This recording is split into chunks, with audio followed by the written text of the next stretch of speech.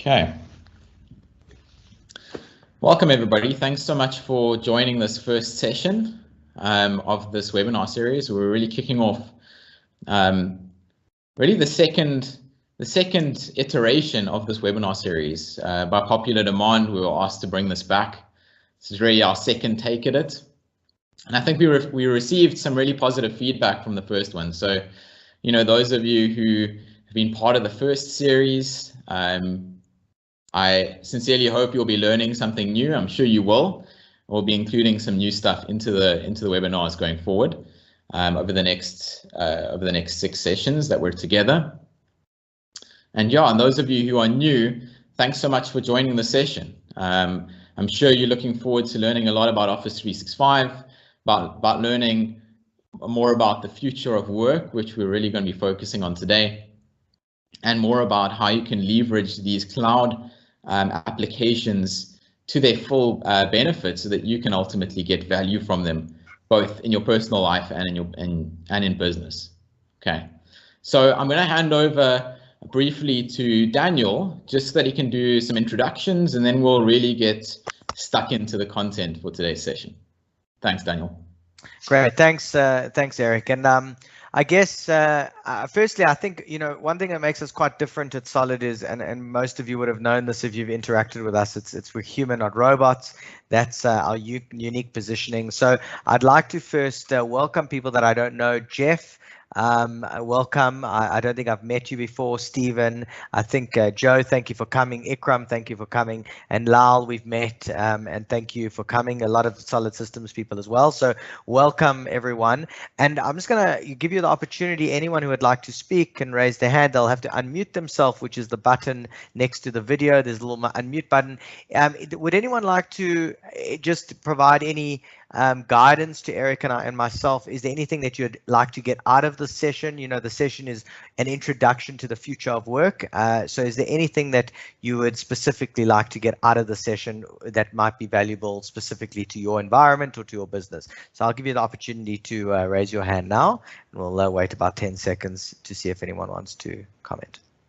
Yeah, you're welcome to also leave a comment in the message if you'd prefer to do it that way as well.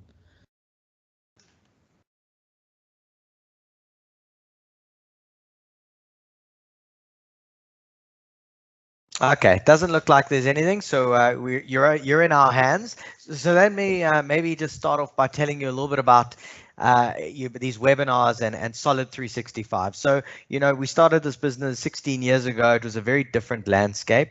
You know, Michael and myself used to go out and fix computers, and companies used to build on-premise infrastructure. And if you'd like to work from remote, you would need to connect via VPN, and everything was very complex.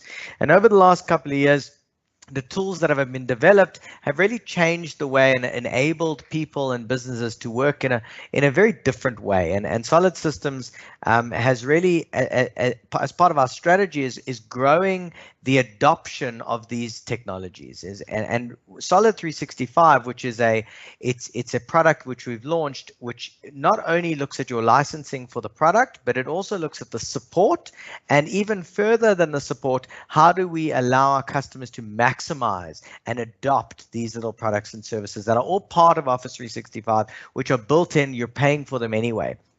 So there's 3 parts really to Solid 365. It's the actual product. The second part is the support of that product, and it's really technical. And then the third part is the absolute non-technical side, which is, well, how do I get the maximum use? What is available to me, and how do I interact with it? And that's what these webinars are all about. So, you know, Solid Systems uses Office 365 extensively and has been over the last couple of years. And we've really seen a change in the way that we communicate within our teams, we communicate around our customers, we access and work from anywhere, and it really has changed our business. And we're really keen to share that journey and share that technology and share how we do that through these webinars. So that's what it's about. If you have any questions around how to deploy these things and a little bit further within your business, or you'd like to have a one-on-one consulting session with either Eric or any member of our team, just shoot us an email and we'll and we can set that up. But this is really meant to whet your appetite, see what is available out there, and it's kind of like the first step. So Eric, that's all I have to say. I'm excited about the content, so over to you. Fantastic. Thanks so much, Daniel.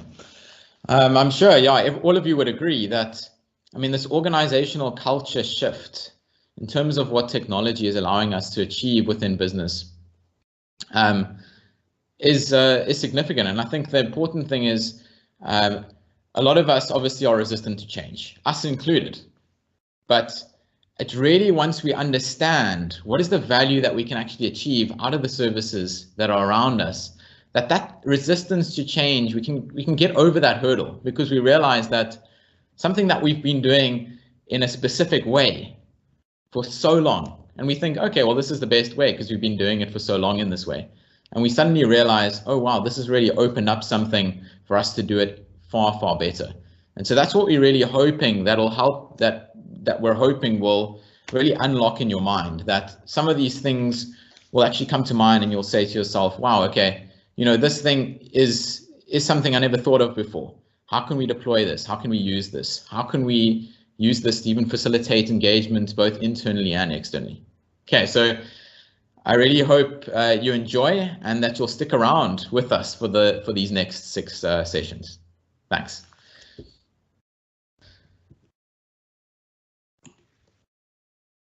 So where I want to start is, you know, as Daniel said, we really want you to get the most out of the session. So I'm going to leave the floor open for questions, but I think what I'd suggest everyone does is, if there's some questions while I'm going through content, because I know it can be disruptive if many people try and talk through the session.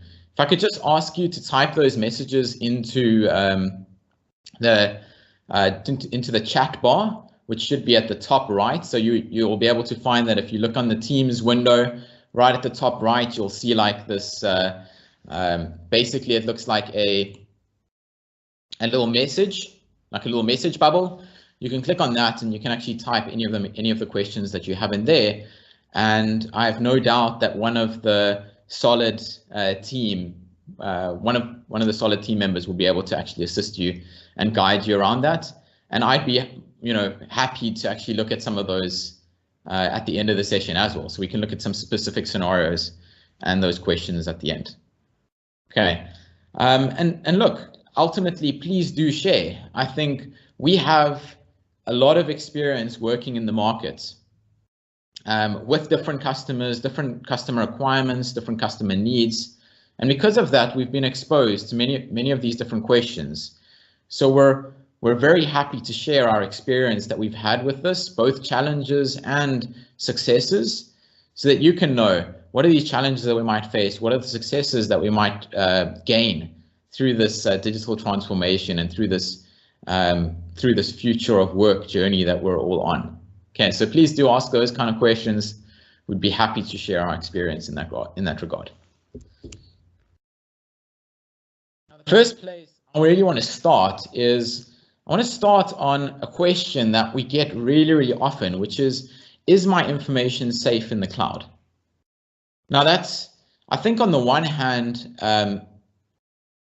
causes a lot of fear in people's minds, the fact that they're storing their information in the cloud, especially taking into account a lot of the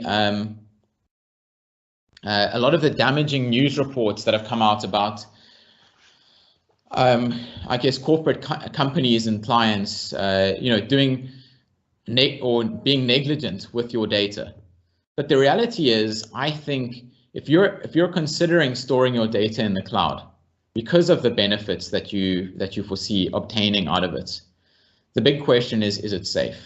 And I want to cover, I think, really to start off with, I really want to cover what Microsoft is doing in this space to help to facilitate that and answer that question, to give you peace of mind that when you store information with them, that you can feel safe in your decision and secure in your decision that you've made the right one.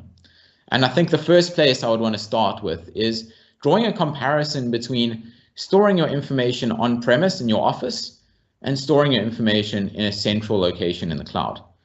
And I think a lot of the time, if you're working in a more traditional sense, and I mean more traditional by you're sharing attachments, by attaching the attachment onto an email and sending it out, you're storing documents in your My Documents or on your desktop, on your laptop, or you're storing your documents in any other folder location that is maybe not as secure as it should be within your office premises. So there's other people that could walk into your office and potentially have access to this that they shouldn't. Now, all three of those cases are quite high risk factors.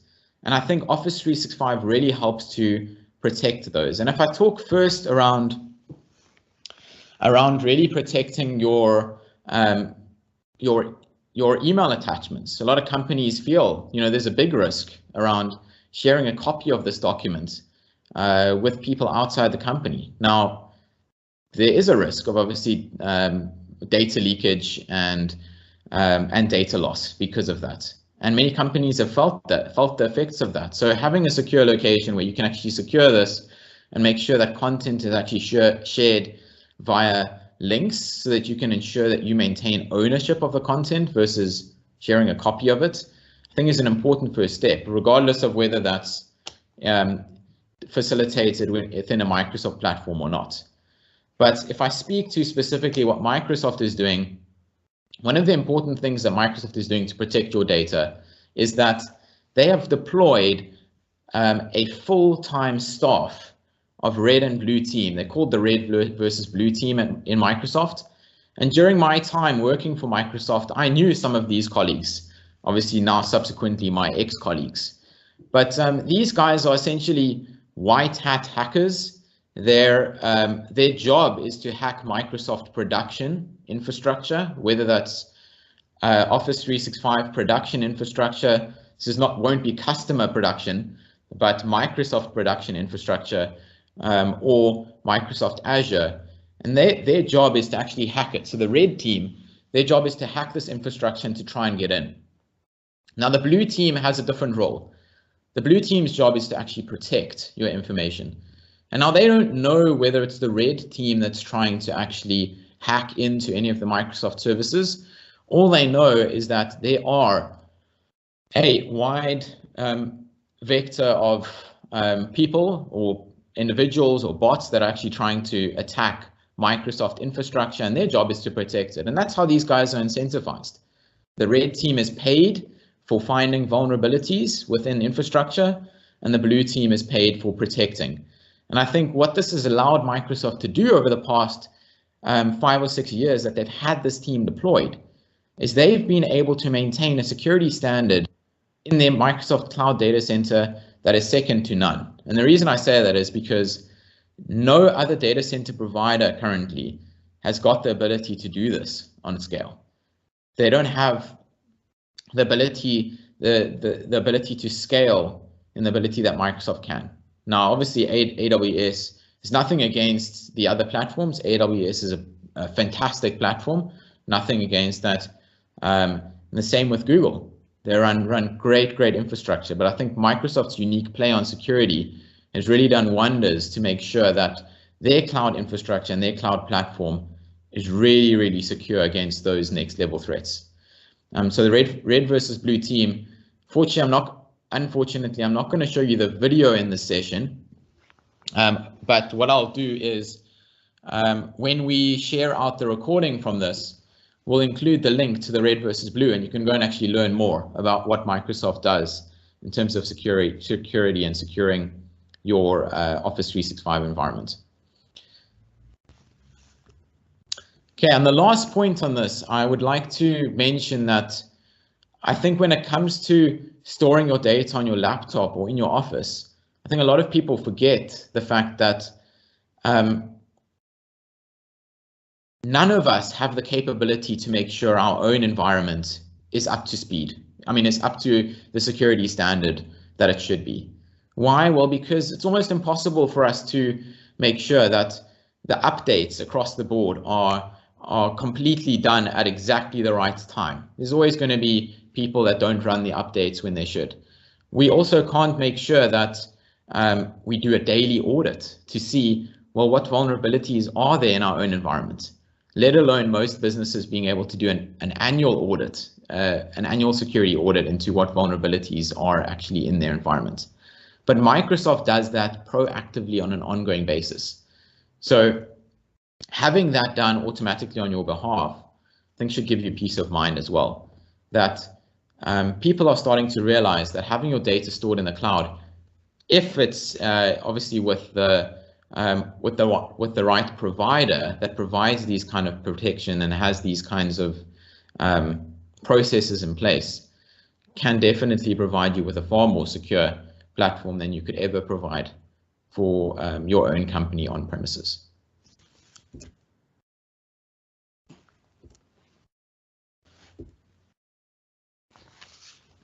Now, I wanted to obviously speak about the future of work with Office 365. And I wanted to give you a sense of what Microsoft's vision for Office 365 is going forward.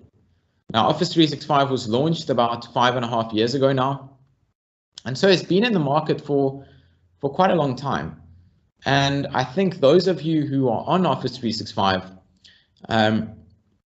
can safely say that it's matured to a level where we can all agree that many of the apps are very, very stable, and they really function very well, both on mobile, on desktop, and on tablets. So Microsoft, I feel, has done a fantastic job to make sure that all of these applications are available cross-platform, so that we can be productive on any device that we choose going forward. And that's an important story that really changed Microsoft's vision really 6 years ago. And that was the fact that from a productivity perspective, Microsoft Office has always been the productivity leader. And Microsoft obviously wanted to hold on to that and make sure that for the next generation that these productivity tools continue to be the best choice and continue to be valuable within businesses for users. And so the fundamental thing that they needed to decide 6 years ago was, well, Microsoft Office contained the familiar apps that we're all used to. Microsoft Word, Excel, PowerPoint, Outlook, and OneNote. But Microsoft realized that there are a number of other capabilities that businesses need to take advantage of. And so they started developing and adding applications that could fulfill these requirements as well. And we'll be talking about a couple of these throughout the course of these webinar sessions over the next few weeks. Now, in particular, what happened is that Microsoft realized, well, if we think 6 years ago, your productivity was limited to your laptop. So whichever laptop had Microsoft Office installed on it, that's the device that you could use to work. It had Outlook on it, it had Word, it had Excel, etc. But what's happened now is there's been a complete shift. Microsoft shifted towards giving you the ability to work no matter where you are and no matter what device you're on. And that fundamentally changes the game for all of us, because it means that if we need to edit a Word document while we're away from our laptop, we can do that. It means that if our laptop fails or let's say crashes and we can't have access to our information anymore, we still have access to all of that in the cloud. So we've got access to Word to create new documents. We've got access to all of our documents backed up and stored in OneDrive for Business. We've still got access to all our company information stored in SharePoint. And all of this information is accessible through a very, very easy to use portal called office.com.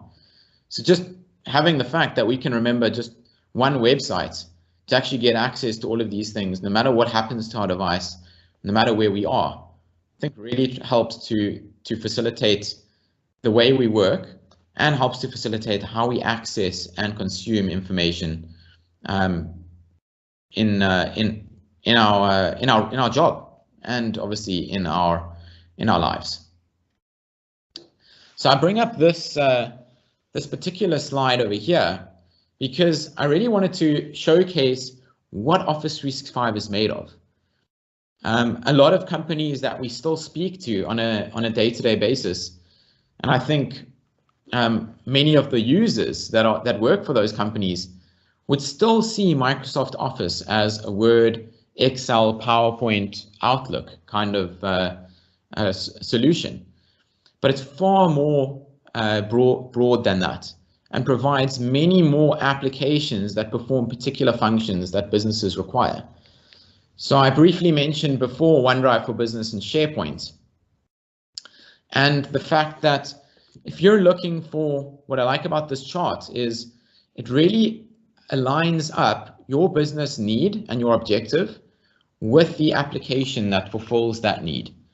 So many businesses around the globe need enterprise video capabilities. They want a YouTube-like portal where they can actually upload training videos or, excuse me, training videos or meeting recordings or other digital assets that they have. But they want a place where they can store that securely and share that within their company.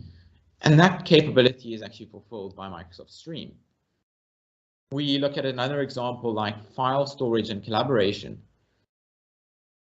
Microsoft realizes that when you're on this journey as a business, that both businesses and users have unique requirements for documents.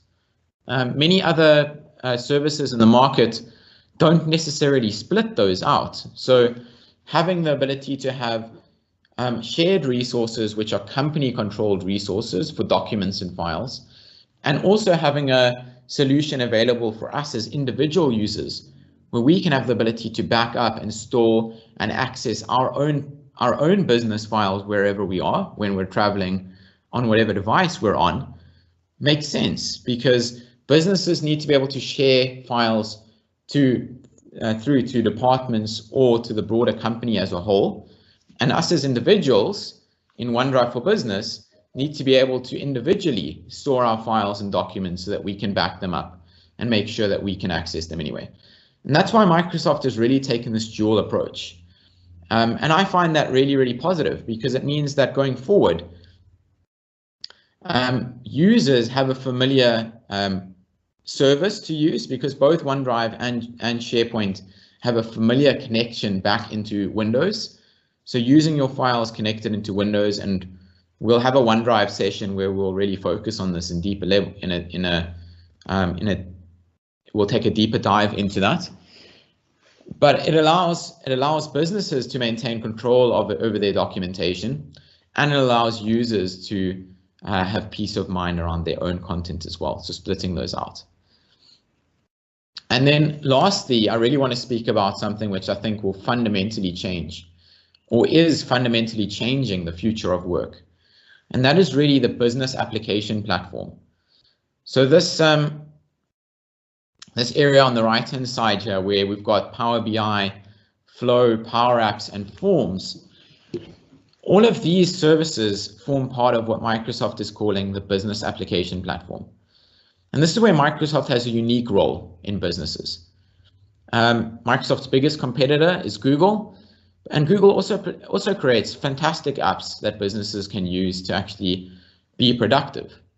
But where Microsoft, I think, really plays differently in this is they know, or they've realized, that businesses have their own unique requirements in addition to using applications that Microsoft has developed. So we all have a requirement to build unique reports that we can share with our colleagues, that we can draw meaningful results from and make important strategic decisions based on those results. And we need somewhere where we can create these reports and share them in the most effective way. So we'll be focusing on Power BI in the last session, where we'll really be looking at what is the future of reporting. How can we take business analytics to the next level? From where a lot of it currently sits in Excel, how can we take those pivot tables and kind of rethink of that and think of, well, how can we make this data live? So that I don't have to keep recreating a report every single time somebody needs to see it.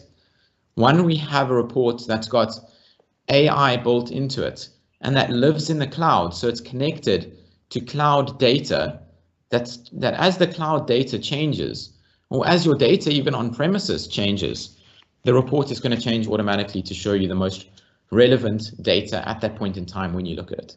And that's quite a powerful story, because if I share something regarding my one example about how I really leveraged Power BI when I was at Microsoft, the big thing was really about when Power BI was launched about 5 years ago. It really centered upon the idea that reporting in general is done on an ad hoc basis, and it's quite admin intensive. So how could Microsoft get over those two hurdles? The admin intensiveness of reporting, and the fact that it was very ad hoc and that we couldn't use live reporting. And they've solved both of those with Power BI. So I can tell you, if I share a story, 5 years ago, a lot of the reporting that I used to use for Microsoft when I was looking at the analytics for how Office 365 was used as a whole within the South African context really centered around the reports living in Excel. Now, because Excel had to reference a whole lot of information that was stored in SQL, you can imagine how long those pivot tables would run as I set up the filters. So as I set whatever I wanted to filter so that I could see those reports, I would have to leave Excel running for half an hour as it trawled through this data and actually generated a result for me. And that's crazy, because why should I have to be bound by the performance of my laptop when I could use the performance of Microsoft's own cloud data center to analyze that data and spit me out a result in a second? And that's really what fundamentally changed it for me. What took me an entire day to put together the reports every single month for Redmond in the US now took me 0 hours a month. And that's significant, right? It went from taking me an entire day of work, full day from the morning till the evening, now took me 0 hours, because all I needed to do was set up the Power BI report. And whenever my management team wanted to see how things were going in South Africa, they just opened the link and there was the latest results. I never had to do reporting ever again. So I had completely offloaded reporting off of my to-do list, essentially, which meant that I could focus on what are we going to do about the results instead of what are the results. Okay, and I think that's a big part of business. A lot of the time, we really want to focus on, well, what are we going to do in future? We need to have the data to be able to make those informed decisions. And being able to do that quickly allows us to be agile, allows us to be competitive in the market. So Power BI, please stick around for that 6th session. It'll be in, we're having one session every 2 weeks, so it's going to be in probably sometime in June. I think we're having that Power BI session.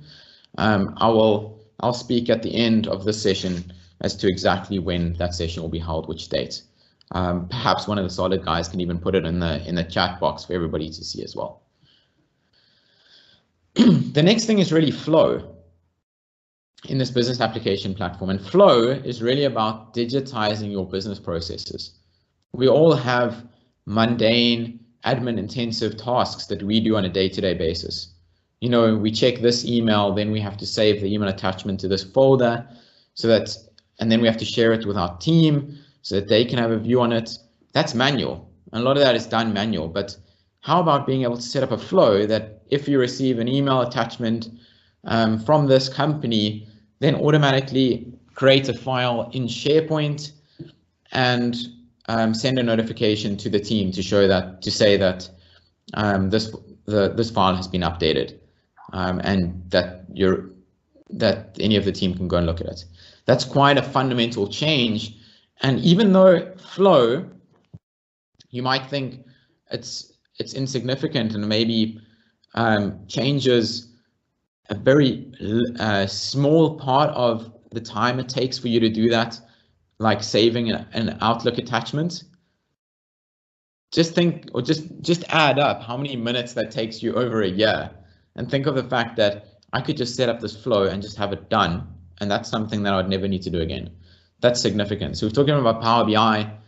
Flow has a massively powerful place in the business application platform. And then there's Power Apps and Forms. Now, Power Apps is really about Microsoft rethinking about applications. All businesses require applications. They require the ability for you to leverage apps to allow your users to consume those business services, but provide those business services through an app that you generate.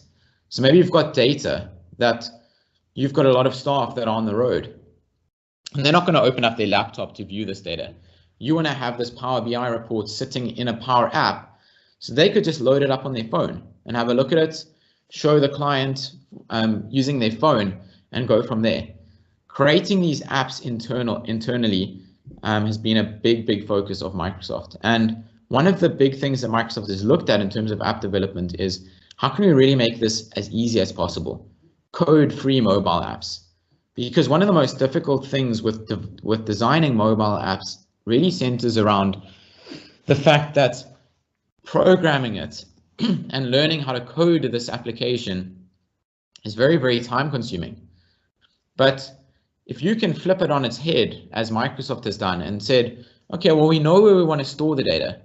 Either we want to store this data back into Excel, or we want to store this data into a form, or we want to store this data into SQL.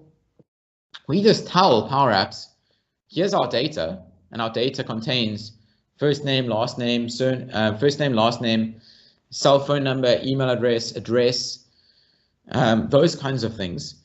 Power Apps will build an app out of the data that you've chosen, because it'll look at those fields and say, oh, well, you want to build an app that allows you, your current data has rows of first name, last name, cell phone number, location, email address, etc. So I'm going to build an app that gives you the ability to view that information and to capture that information from an app. And Microsoft does that. You can literally go from no app to an app that runs on iOS, Android, and Windows in 1 minute if you just point it at the data source. And that's where Microsoft's really flipped it around, because most of the time your app is developed and then connected to data so that your app can actually store data. This is really done the other way around by default. That doesn't mean you can't design an app from scratch. Absolutely you can. But the primary form is to really get you over that first step, to help you be productive, so you can leverage Power Apps to deliver these applications out to your mobile workforce so that they can engage in your business far more efficiently. And then the last one is Forms. I'm not going to spend too much time here, but this essentially focuses on how you can capture information, both internally in the business, as well as from external clients. So if I want to do quizzes, surveys, or I just want to design a form where I'm going to capture customer information, those things I can create a form to do that, share that form out with my customers or my internal staff. All that information that's captured in the form can then be plugged into a Power BI report. So I could do live reporting off that form. As people enter details into this form, I have a live report that updates and shows me the results from that form. I could have a business process that runs in Flow, that when somebody captures something in the form, there's an admin person that actually needs to follow up with that person to say, thanks, how can we help you develop the client relationship further, etc. But those business processes or those business rules can be designed and done within Flow. So hopefully that really gives you an idea of the future of work. Now, the business application platform is really just a set of 4 different platforms to allow you to really build unique capabilities within your business. But that doesn't mean that any of these other applications that are also shown here in this periodic table of Office 365 don't also have a unique place. They all have significant value, and we're going to be focusing on a number of them as we go through the webinar series itself.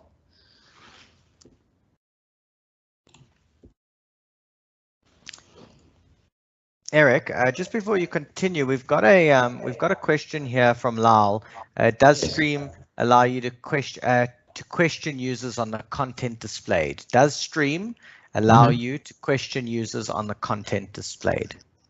Sure. So in Stream, you do allow, it does allow comments. So you can add comments, but maybe you want to, Lyle, maybe you want to further elaborate that. I don't know if you want to unmute and just tell me in particular what you're referring to, like something on top of a video, or is it just comments on the video, like a YouTube kind of thing? What is it that you want to try?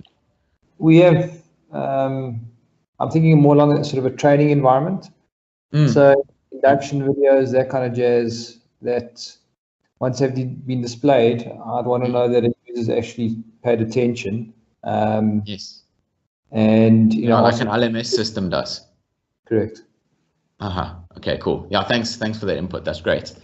So Stream does allow you to see the analytics around who's watched the video, who hasn't, how long they watched it, that kind of thing. So you can pull those analytics and they can be directly plugged into Power BI. So you can get those analytics. And I think that's quite a powerful story, because you could leverage Stream to build those reports and actually see how things are going. If you then maybe, I think one of the drawbacks, because I get this question quite a lot from clients, is centers around, okay, but could we have like, you know, watch this video, once you've watched this video, then have like a question set, then watch another video, then have a question set, then watch another video, etc. That kind of functionality, which by default learning management systems really do, that kind of functionality is not built into Stream. So Stream is just really a video streaming portal. It's not going to provide the upper layer of, well, how does this video interconnect with this question set that I've got versus that. If I may what also you could, just however, do though, is I've seen many clients that we work with connect. You've got Stream. Once the video is finished, you have a link to a form, which is like a quiz or a survey that the user needs to fill in. The user then fills out that question, and once they've filled out the question, it pops up another message at the end of Microsoft Forms that says, watch the next video. And so you could facilitate it in that way. Definitely can be facilitated inside 365.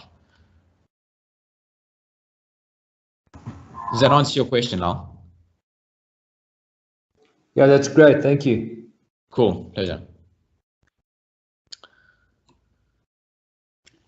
Cool. I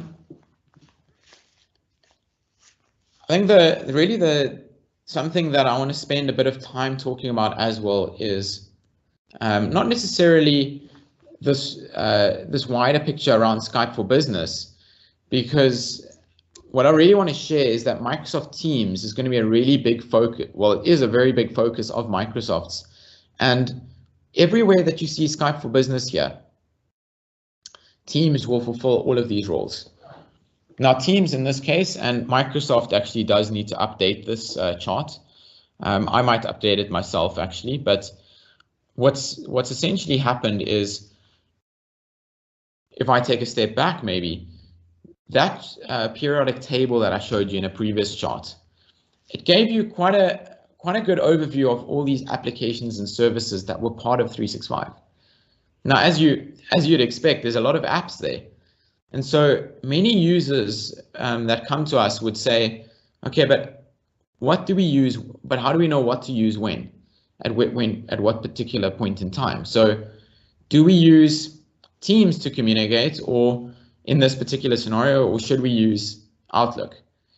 And I think how I can maybe showcase it at a higher level is to say, well, if we look at it and we say, how do we communicate here? So on our y-axis, we've got the priority of our communication. And on the x-axis, we've got the audience size. So how big is the group of people that we're trying to communicate with? And we could say, well, email kind of facilitates this individual ad hoc kind of requirement, because it's not urgent. And if it's one-on-one, it works reasonably well. But if we're talking about high priority or organizational wide communication, email is definitely not the best tool to use. And so then we look at things like Microsoft Teams to help us to do things like instant messaging, because it's high priority. We think about doing meetings like we're doing now, where we can do live communication on a particular topic. And then we talk about broadcasts, where we can actually take what I'm doing today in today's session, and we can broadcast that out across the globe to 10,000 people. Microsoft allows now with, and they just launched it recently, about 2 weeks ago, Microsoft Teams has now given you the ability to do broadcasting. So you could broadcast, or I could broadcast this particular session to 10,000 people across the globe, and they could consume this content. Now, the key difference between a broadcast and a meeting would be the fact that a meeting allows us to communicate with each other via voice and video. So I can share content with you, you can share content with me. We can communicate directly person or face-to-face using video and audio. A stream is a little bit different, or broadcast, because when I broadcast this, I want it to be watched by a very wide audience of people, but there's no ability for those people to speak back to me, because that can become quite difficult if we've got 10,000 people on the call.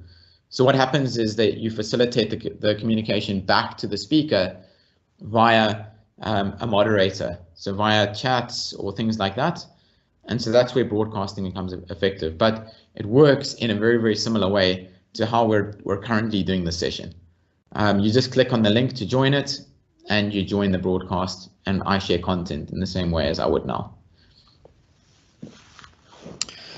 Now, a big part of Microsoft's journey around effective communication and the future of work for all of us is centers around, how does Microsoft make Outlook die?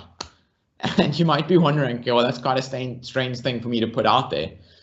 But Microsoft really wants to get away from email, and they're trying quite hard to get away from email. Yes, email is still widely used across the world in terms of business, but it's not the most effective way to communicate with people. And I think that shows because of how dominant solutions like WhatsApp have become in terms of business communication. And so Microsoft knows that email doesn't really have a place for communication for the next generation. So yes, it has its place now in business in terms of communicating. What makes it seamless is it's just ubiquitous in terms of whatever platform we're on, right? And that's what makes email so good. But we want to get to that next level where we can say, how can we just be able to extend a communication from a one-on-one chat to a group chat to a meeting to a broadcast efficiently? It's just, we just click one button and we can take our communication from one-on-one immediately to a broadcast. In an email, you can't do that, and it's not effective to do that. And so the thought process for Microsoft is really, we can bring in these existing emails into Teams and continue the conversation there. And I'll show you some of the new things that Microsoft has already built into Teams to help to facilitate that. So if you're having a conversation via email, and you could actually send that thread into Teams and continue the conversation there instead. And so we'll talk about in the Teams session the benefits of doing that, why Microsoft is kind of moving that way, or why they are moving that way, and how Teams can really help you to communicate more efficiently in that regard. Now, all of this is really underpinned by Microsoft's vision around how are they going to engage and allow Generation Z to work more efficiently and communicate more efficiently internally. Because the reality is Generation Z, those born in 1998 or after, they have never experienced, or unfortunately for them, when they start working, and the oldest in that generation now is turning 21, when they start working in business, the primary mode of communication for them is going to be email. And email is completely foreign to them, if you think about it. Generation Z has been used to instant messaging and these kind of modern contextualized ways of actually communicating with people very broadly and being able to see when they're available, being able to see their status, all of that kind of stuff. So work needs to also change to become like that, because it allows us to work more effectively. And I'll talk about how we could make things like files in context of your conversations, because that's really what Teams is about. We currently handle our conversations in one system, and then we handle our files somewhere else. That's not effective going forward. We want to create a link between the conversations that we have, whether it's a phone call, a chat, a meeting, and out of that meeting, a file is then generated or created for a client or for the manager or something like that. The file is generated, but now because it's within context of Teams, it's linked directly to that conversation. So anybody who wants to refer back to what was said can refer back. And I think that's really, really powerful. And it really only comes to fruition, if I can put it that way, once you really start engaging and communicating on Teams. I might sound like something foreign now, but I can attest, and Solid can attest as well, to the fact that once you start working and engaging in Teams, having everything in context and searchable in that manner makes it far more effective to work and drive effective communication. Last thing I want to talk about on the slide is maybe something that might be relevant for many of us on the call. So I'm sure there's probably a mix of Generation Z, Millennials, and Gen X on this call, and perhaps some baby boomers as well, I'm sure. But across all these generations, the fact is we all have our own, what's the word I'm looking for now? Well, our own preferences to the way we work.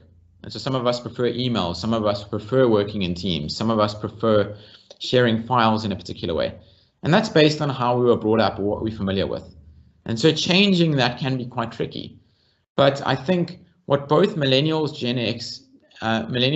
and Gen X have in common is the fact that we both have really worked in an environment both with social media and with those kind of tools and services quite broadly. And we've worked in a world where very traditional, we send emails, we share files via attachments, etc.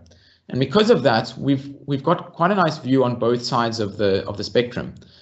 And I think it's important to enable both Generation Z and baby boomers to kind of help to facilitate, because in general, Generation Z obviously prefers using social media-like capabilities, and baby boomers would be far more used to using email and sharing files via attachments. So in general, we all have our preferences. The point I'm trying to make is that 15 years ago, I think what really changed the game in South Africa here for all of us would be, I think many of us would remember that Mixit was launched 15 years ago. Now, I was in grade 9, grade 10 at that stage. And I remember, Mixit changed the game because we're sending SMSs at I think it was 50 cents an SMS. And now we can actually send messages at 1 or 2 cents a message. So it fundamentally changed how we could send messages using data instead of using SMSs. And if we think about how that's come in 15 years, we now have a solution like Teams or WhatsApp, which is far more, WhatsApp is far more broadly used. But WhatsApp is, if you compare maybe WhatsApp to Mixit, the functionality is pretty much the same thing. We've got chats and we've got group conversations. And yes, WhatsApp may have the ability to do video calling and audio calling, but that was just the technology or the hardware not having the capability to do that in Mixit's days. But yeah, the functionality is pretty much the same. So it just shows how much of a impact really a South African company that designed Mixit had on a global scale, that they had a vision really 15 years ahead of time as to what would be the primary mode of communication for all of us across business and personal. And I think that's really amazing.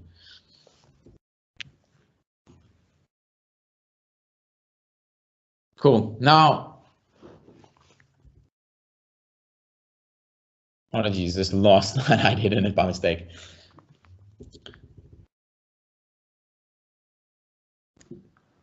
Cool. So, oh, I see it's, sorry about this. So I guess the next question is, what's next? Well, next we're going to be looking at, on the 2nd of May, we're looking at security. And so we'll be looking at how to protect your email and data with Microsoft's solution called Advanced Threat Protection. Because I think we're all well aware of the fact that these cyber attacks that are happening against all businesses, and some of the data that gets leaked as a consequence of that, we need to be thinking of how can we protect against these advanced threats, because attackers specifically have become quite they know it's your data that's important to you. So if they can get hold of your username and password, and this is where a lot of the attacks are now starting to be directed towards, they can get hold of your user credentials, they've got access to your content. And they've realized that because, as an example, to step back maybe to one of the previous slides around, is your data secure in the cloud? I mentioned that Microsoft obviously puts a lot of work into proactively protecting your data in the cloud, and so does Google, and so does AWS or Amazon.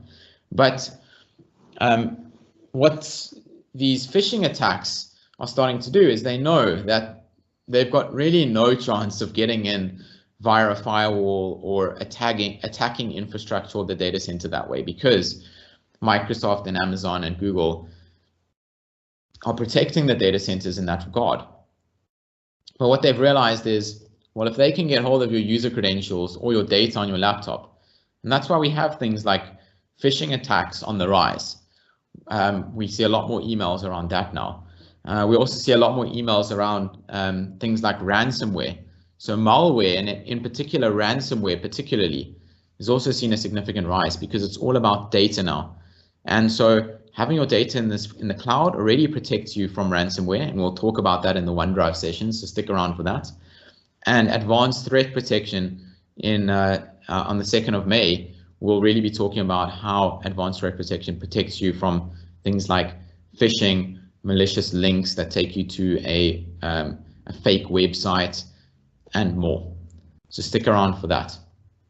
I think in the last 5 minutes, I'd just like to close and ask, are there any questions that you'd like me to particularly focus on from the session? Anything that you, anything that you found interesting based on what I said, anything you'd like me to really address at this point?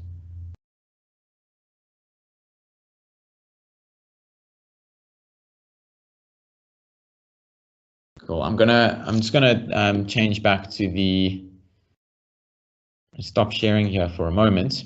I'll change back to the conversation thread. Cool.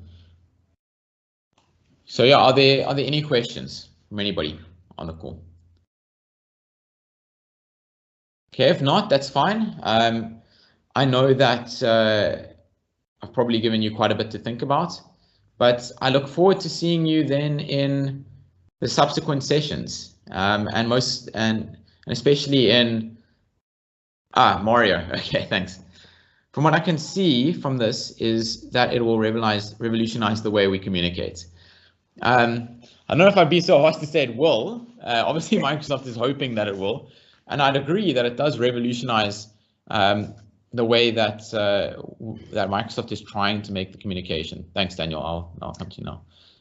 But the big thing is, yes, Microsoft absolutely trying to revolutionize, trying to change the way that we communicate so we can be more efficient, we can be more effective in communicating more with both our clients, our internal colleagues, etc. Thanks, Mario, for that comment. Yeah, Eric, if I can actually just address that, Mario, to talk a little bit about from Solid's perspective, and to see what it's done for our business, and we've got a lot of people on this channel. But you know, where everything lived in email, it's very difficult for different people to keep track of exactly what's happening. At Solid Systems, everything has moved from email. A lot of our conversations has moved from email into Teams, and inside of Teams, and it's going to be a great session with Eric. But inside of Teams, you're divided into the teams of humans that you work with. So that is one way to divide it. We divide it like that. So your on-site team or your service desk team or your sales team, and so the conversations around the things that matter to the work that you do are contained in these little bubbles. And they you know, there might be 10 people on a team, there might be 100 people on a team dispersed across Joburg and Cape Town in our example, and dispersed across the world for other people. But it allows everybody who needs to be informed and keep track of what's going on in that little bubble, in that team. It keeps them informed. And so it really has for us, and I you know, I do this, I see this on a day-to-day basis, and more, it changes the way we interact. It increases the frequencies of our interaction. So, you know, even when Eric and I are on a call and we're discussing a client and we go, oh, but you know, we really need Denzel in this conversation. You don't go to email and then go email him something, or you don't go schedule a meeting. You click the button, add Denzel, and if he's in his car, and in my car I've got a car kit and a holder, it literally comes up. I'll answer the call, and you can have, Denzel, we just wanted to chat to you, yes, no, what do you think of this? And so you're really improving the way we work around the work that we do, and that's what we, and that in our business, that's what we mean by the future of work. Like it's we agile, we can act quicker, we can do things quicker, we can communicate better and quicker and more efficiently. And you know, gone are the days where we really have a 9-to-5 job. I'm sure we'd all agree. The reality is, you know, on the way home, as you're walking into your house, we're checking our email, and on Teams, we're just, it's a quick way to keep in the loop about with the people that we work with. So it's definitely has revolutionized the way that we work at Solid Systems, and I'm excited to share. We're all excited to share that with our clients. So thanks, Eric. I just wanted to add that. Yeah, thanks. I think I probably downplayed it a little bit. I agree. I mean, I think it really does fundamentally change the way that we're able to communicate, and not just between you know, us as staff, but really around how we can interact with our clients even, and have those conversations in context within Teams as well. I think that's also a powerful story. So thanks for bringing that up, Mario. I think it's a great one to discuss, and we'll talk more about that in the team session.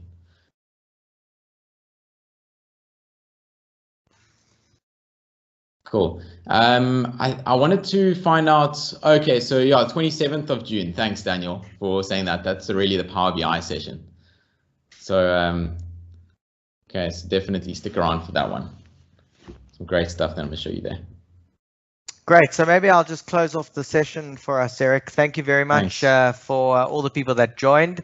It's yeah, we're excited to have you on this journey and share some of the successes, as Eric says, that we've had to the Solid team. You're shown out in your numbers, which is great. It's important that we communicate and we explain, you know, that you're touching our clients on a day-to-day basis. And yeah, thanks very much, and we'll see you in 2 weeks' time for securing email.